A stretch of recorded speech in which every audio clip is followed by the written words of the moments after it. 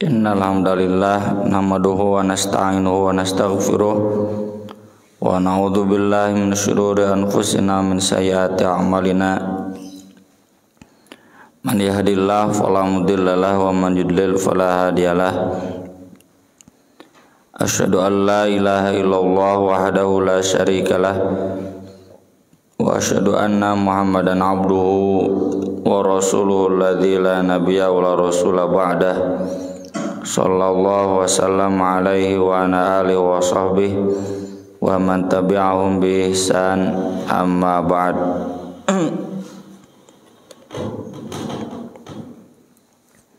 Surat An-Nisa ayat 64. A'udzu billahi minasy syaithanir rajim.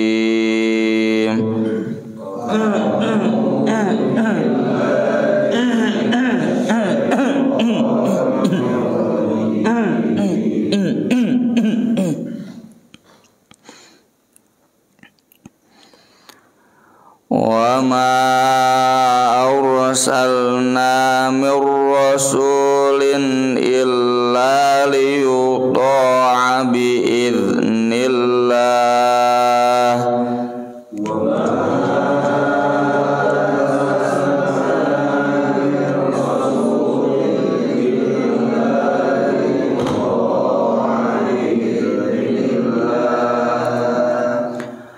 Walau annahum izzalamu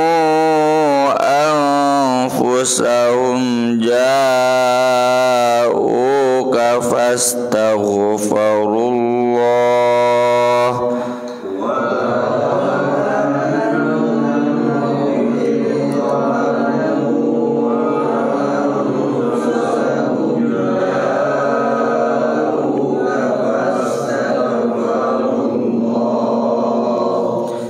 fastaghfirullah wastaghfara lahumur rasul lawajadullaha tawwabar rahimah.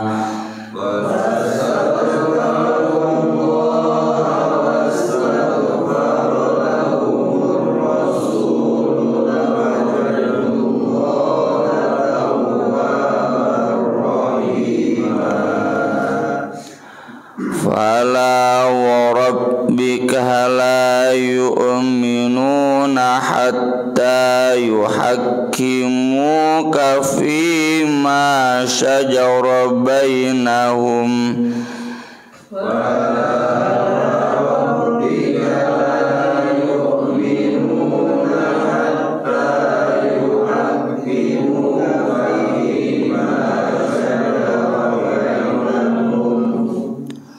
Thumma la yajidu fi anfusihim harajan mimma qadaita wa yusallimu taslima.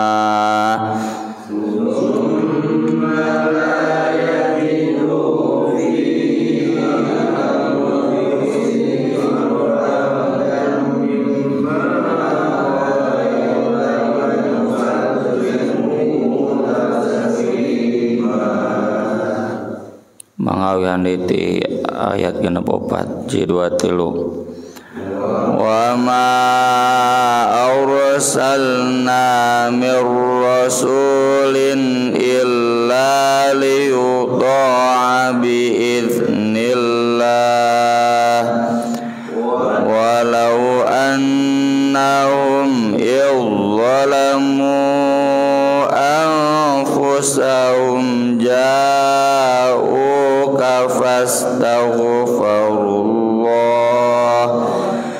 fastaghfirullah wastaghfara lahumur rasul lawajadullaha tawwabar rahimah. Fala wa rabbika la yu'minuna hatta yuhakkimuka yuhakkimuka fima syajara bainahum thumma la yajidu fi anfusihim harajan mimma qada wa yusallimu taslima. Wama dan tidaklah arsalna kami mengutus mir rasulin seorang rasul pun illa kecuali liyuta'a untuk ditaati biiznillah dengan izin Allah.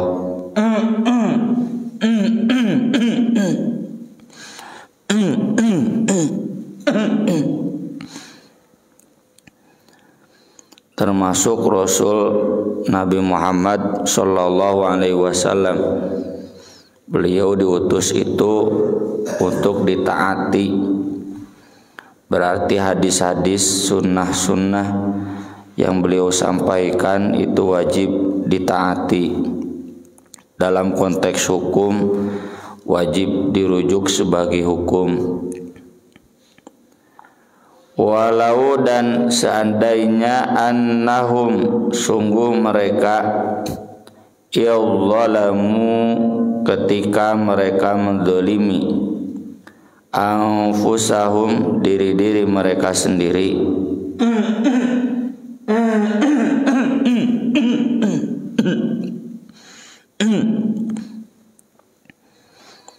mereka di sini sudah dibahas di ayat-ayat kemarin hari Sabtu.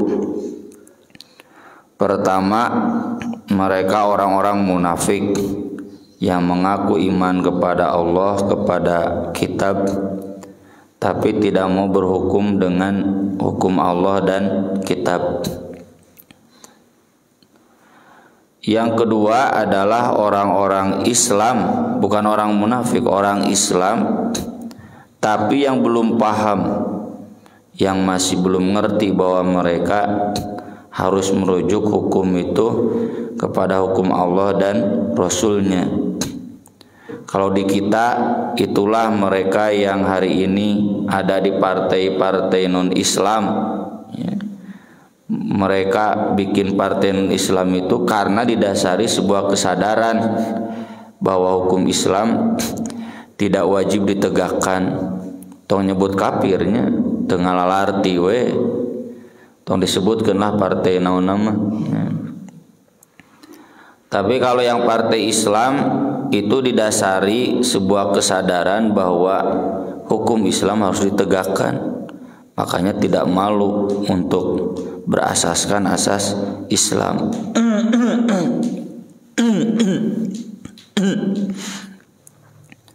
Meski salah satu partainya itu terbelah dua. Contoh dalam menyikapi kasus undang-undang yang kemarin pencegahan kekerasan seksual. Jadi kalau yang anggota dewan yang dari kotanya itu mereka berpikirnya cenderung sekuler, mendukung. Jadi meskipun undang-undang itu melegalkan jinah, melegalkan hubungan suka sama suka, dukung we, yang penting fokus kita, kata mereka, yang kekerasan seksual itu bisa dihukum, meski konsekuensinya jadi melegalkan yang tidak kekerasan suka sama suka. Tapi yang sebagiannya lagi nuti Kararampung, ya, meureun nuti Garut, di Tasik, santri kene, nuti Sumatera, di Kalimantan, itu mereka teguh, ya. Bahkan termasuk yang partai bukan asas Islam pun ada beberapa, ya. No memang meureun diolo asup ka partai itu dan suaranya cukup keras juga untuk memperjuangkan hukum-hukum Islam masuk, ya, diantaranya sekarang sedang digodok dalam KUHP. Contoh LGBT, wah nanti keur perang. Apakah LGBT ini mau masuk ke UHP atau tidak? Ya. Cenah cek Bapak Menteri Menko naon lahnya, orang Madura, santri teh, anak kiai deh. Sedang diperjuangkan, pemerintah juga mendukung walau alam. Ya kewe tinggal hasilnya. Nah itu mereka orang-orang yang dolim, tahu atau ngaku iman kepada Allah, iman kepada Rasul, iman kepada kitab, tapi giliran menetapkan hukum yang ada dalam kitab, dalam Quran, dalam sunnah, banyak pertimbangan. Pertimbangan konstituen tea, pertimbangan bisa dicap radikal tea, segregasi tea, bisa asup ke Singapura jika Ustaz Abdul Somad gara-gara tegas menjelaskan Quran Sunnah, jadi we temenang asup ke Singapura ya.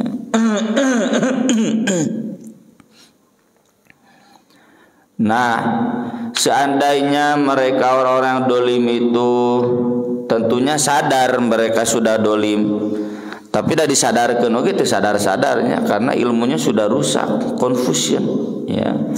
Jahlun murakkab cek usul fikih, jahlun basit mah bodohnya memang bodoh karena tidak tahu di bejaan teh nurut. Ai mah jahlun murakkab bodoh kulantaran ilmu yang diterimanya ilmu yang rusak, ilmu sosial, ilmu politik anu sekuler, yang dalam asumsi mereka ini kan politik, ini kan sosial, jangan bawa-bawa Islam, Islam cenah di masjid gitu. Eta dan mayoritas umat Islam dolim. Kenapa saya sebut mayoritas umat Islam dolim? Tingali mayoritas umat Islam milih partai Islam deh, ya, kan tidak. Milih caleg dari partai Islam deh, ya. Bahkan berani milih yang bukan partai Islam. Dah gitu pola pikirnya, baik cenah tuh kudu mau agama kan politik mah. Padahal justru politik itu strategis buat menegakkan hukum. Ayeuna ada kumaha menegakkan hukum Islam, partai nawae tidak ada visi untuk Islam ya. Dan kita semua sudah tahulah di mana jeroannya. Meski ya tidak menutup mata di partai Islam aya wae nu korupsi mah, atau tong di partai Islam di masjid ge aya wae nu korupsi mah ya, karasa ku urang ge ya. Di pasantren aya wae nu korupsi mah, ngan lain pasantren di situ Aksan aya wae kasus korupsi mah, nu jina ngareunuhan 13 santri wae ge aya ya. Tapi tidak kemudian itu dibenarkan kan. Kalau di partai yang non Islam itu dibenarkan. Jadi perjuangan hukum yang bukan hukum Islam itu dibenarkan. Platformnya begitu. Ai pasantren mah mun aya korupsi da moal dibenarkeun. Najan eta pimpinan pasantrenna nya siga anu di tu Bandung Wetan, Bandung belah wetan. 13 santri anggar we dihukum. Ya. Saya pun sekarang sedang memperjuangkan ya hak-hak yang terdolimi, meskipun itu terjadi di Angger itu nggak mungkin dibenarkan, itu masalahnya bedanya. Di partai non Islam memperjuangkan nukitu teh dibenarkan, ya dilegalkan bahwa tuh mau agama kan hukum negara mah cenah gitu. Jadi mayoritas umat Islam dolim karena mereka terang-terangan tidak memilih yang partai Islam. Najan calegna dulur urang, ya, calegna orang Islam, hari wadahna lain wadah partai Islam susah, ya anger we. Di platformnya mereka gak mungkin memperjuangkan. Hese atuh debat di jerona we ge. Nya partai eta tuh disebutkan. Mereka berdebat di dalamnya saja capek boro-boro memperjuangkan hak umat Islam, debat di jero partai na ge moal anggeus nepikeun kabeh periode manehna. Itu tapi kalau kita ngobrol najeng nya partai nu mayoritas di situ Aksan partai Islam mau beja-beja enak nyambung ya, platformnya sama.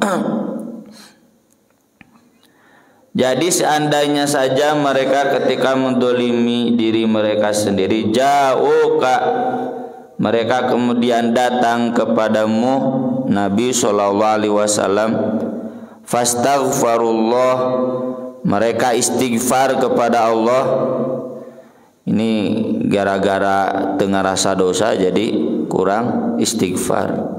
Tak pentingnya amal istighfar teh buat membuat kita peka dengan dosa. Nabi saja sekelas Nabi minimal 70 kali teh di luar sholat, di luar wiridan nurutin. Manfaatna naon? Ngarah peka, rumasa salah. Boro-boro dibejaan ku batur, teu dibejaan ku batur oge peka nyekomo dibejaan ku batur, ai urang mah tibalik nya.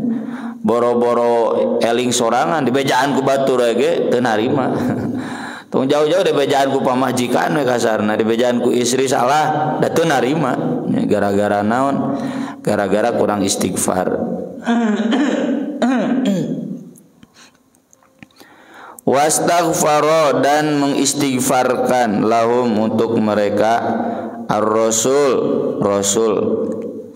lawajadu pasti mereka akan menemukan Allah tawwabar rahima maha menerima tobat dan maha pengasih maha penyayang.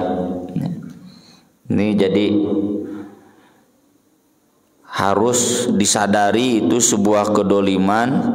Tuli tobat buat istighfar, Allah pasti menerima tobatnya. Fala warabbika, maka tidak akan pernah, la warabbika, demi Rabb kamu, demi Allah, la yu'minuna, ini sampai diulang 2 kali taukid, tidak beriman. Maksud tidak beriman teh tidak sempurna iman. Karena kan jelas ini kan diantaranya tuju kepada sahabat perang Badar deh. Kalau sahabat yang perang Badar kan dijamin ku Allah, wasabiqunal awwalun minal muhajirin wal ansor walladzina tabauhum bi ihsan radhiyallahu anhum wa radu'an, dijamin masuk surga. Tapi maksudnya dosanya diampuni ya. Jadi mereka tidak sempurna imannya hatta yuhakimuka, hingga mereka menjadikan kamu sebagai hakim. Kamu di sini Nabi. Dalam konteks hari ini berarti hadis sunnah sebagai rujukan hukum. Fima dalam masalah yang syajaro muncul bainahum di antara mereka. Syajaro teh tina pohon teh kan muncul tumbuh.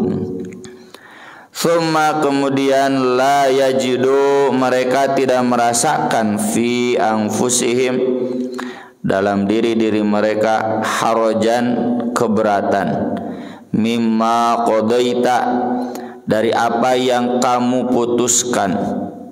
Jadi yang sudah diputuskan dalam sunnah, dalam hadis, termasuknya Quran kemarin dibahasnya, itu nggak boleh ada keberatan. Samina wa ta'na wa yusallimu, dan mereka menyerahkannya taslima, betul-betul berserah. Kata sahabat Zubair bin Al-Awwam, ya, yang beliau itu putra bibi Nabi secara silsilah, juga kakak ipar karena menikahi Asma. Asma kan kakaknya Aisyah. Ketika Zubair datang ke Madinah, beliau bertani.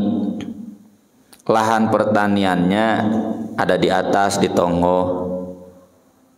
Nah, ini tetangganya yang Ansor ikut perang Badar. Jadi kalau orang berapa si Soleh ya, di bawah.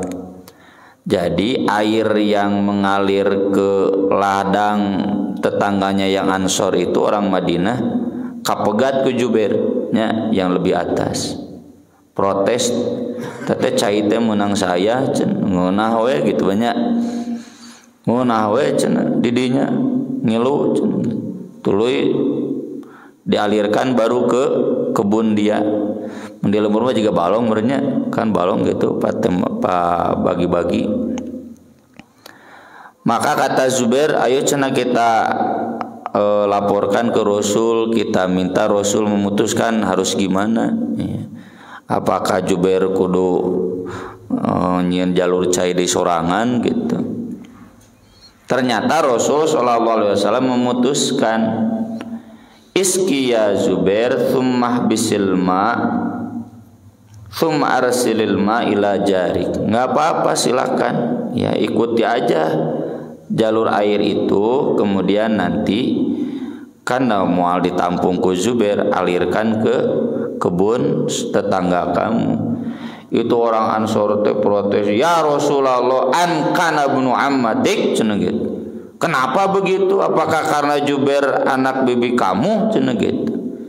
Nah, di sini ayat ini kata Zubair turun terkait itu. Jadi ini orang Ansor, baru orang Ansor munafik ya. Piraku yang ikut perang Badar munafik, pasti solehna orang Ansor teh. Cuma dia lupa bahwa dalam menetapkan hukum harus dirujuk Rasul, dan Rasul itu bebas dari kategorisasi pilihan subjektif. Bukan karena Zubair sama-sama orang Makkah maka kemudian mengutuhkan Zubair, nggak mungkin.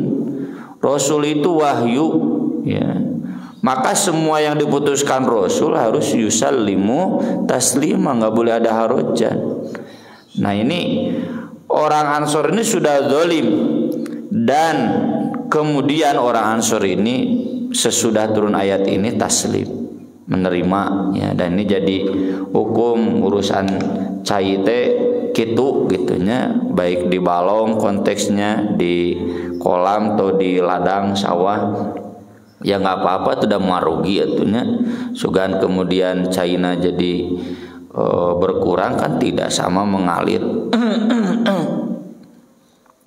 Dan ini menunjukkan bahwa sekelas sahabat Ansor pun itu kadang ya belum menyadari, kadang lupa bahwa mereka harus merujuk pada hukum-hukum Allah. Maka tadi saya sebut maksud orang yang dolim itu ada dua. Yang pertama orang munafik yang mereka ngaku-ngaku iman pada Allah, pada Rasul, tapi giliran diseru untuk berhukum dengan hukum Allah dan Rasul, mereka menolak.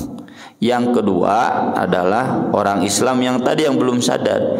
Dan saya pribadi ya, sebagaimana adab yang sudah diajarkan Nabi ya, termasuk para ulama, menyikapi tokoh-tokoh politik yang hari ini nggak mau menetapkan hukum dengan hukum Allah, tong nyebut munafik, dan nyebut munafik mah berarti ngapirkeun ya.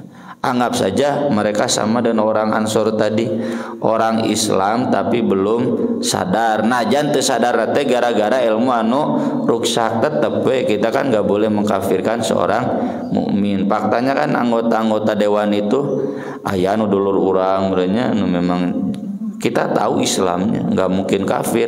Cuma ya itulah ini bahayanya ilmu yang ruksak ya, yang sudah diajarkan sejak SD, MI, kecuali kutab, di kutab mau diajarkan ilmu-ilmu sekuler, tematik teh.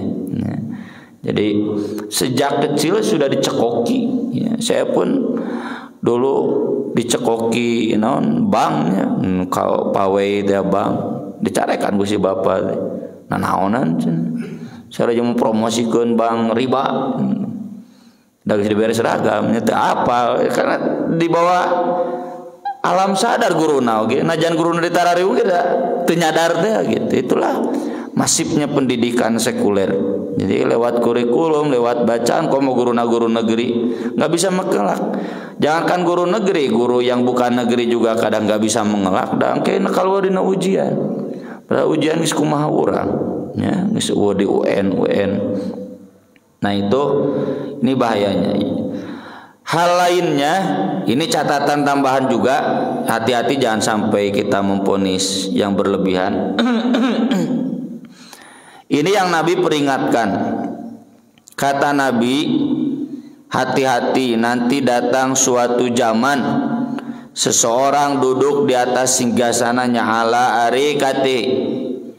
Kemudian datang kepadanya satu masalah di antara urusan halal dan haram, tapi dia malah mengatakan fama wajadtum fi kitabillah fahkumuh wa ma lam tajidu fadharu.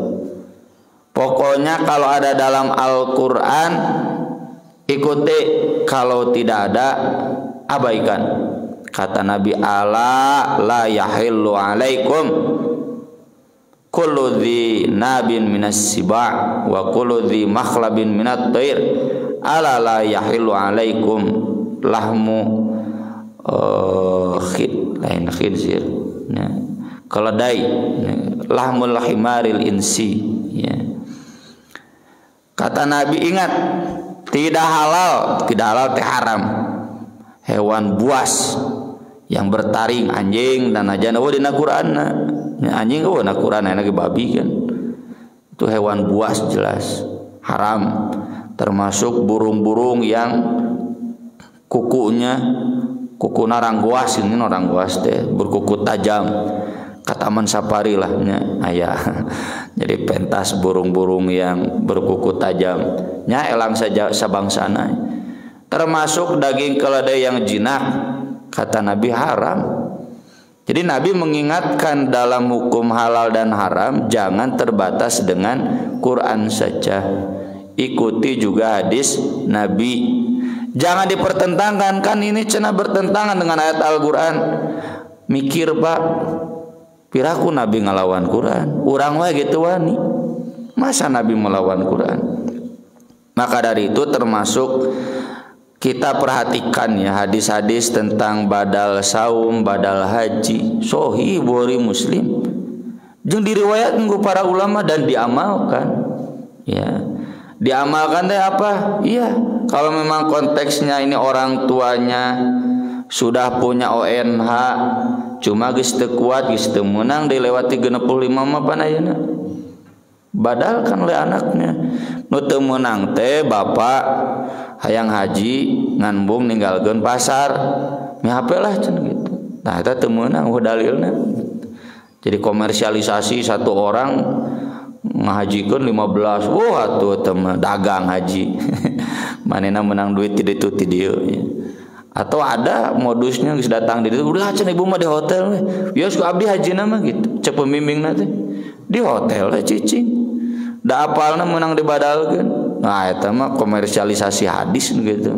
Nah, konteksnya badal haji itu yang kayak tadi, meski ya tadi lah.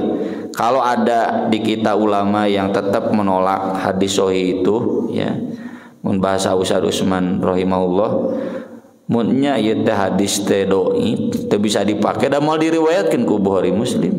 Ya, mustahil atuh Imam Bukhari Muslim ngariwayatkeun hadis anu dhaif nu teu bisa dipake ya.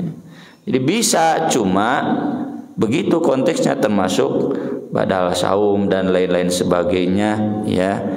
Karena itu ada dalam hadis, itu jelas sabda Nabi sahih. Wayahna we aya rada teu kaharti oge kita ikut. Meski tadi untuk ulama-ulama yang berijtihadnya, kita kan tempatnya ijtihad. Mereka berijtihad memandang bahwa hadis-hadis itu gugur karena bertentangan dengan Al-Quran. Kita jangan sebut mereka sebagai orang munafik, orang fasik, nggak boleh. Ijtihad mah kata Nabi, mun salah pahalana hiji, mun bener pahalana dua, malah nu doraka. Jadi jangan ponis ulama-ulama yang berijtihad tentunya. Anu tadi mahnya nu dagang haji malah ijtihad mah.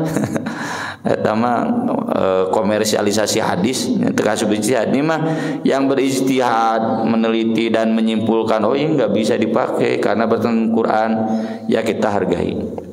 Karena ijtihad ulama tidak ada yang dosa, pasti dapat pahala. Ngan beda nanti hiji dua ya, dan kita tahu satu duanya nanti di akhirat. Sesama yang dapat pahala jangan saling memojokkan ya. Aku qouli hadza wa astaghfirullah li wa lakum, subhanakallahumma bihamdik asyhadu an la ilaha illa anta astaghfiruka wa atubu ilaik. Wassalatu wassalamu ala Rasulillah. Wassalamu alaikum warahmatullahi wabarakatuh.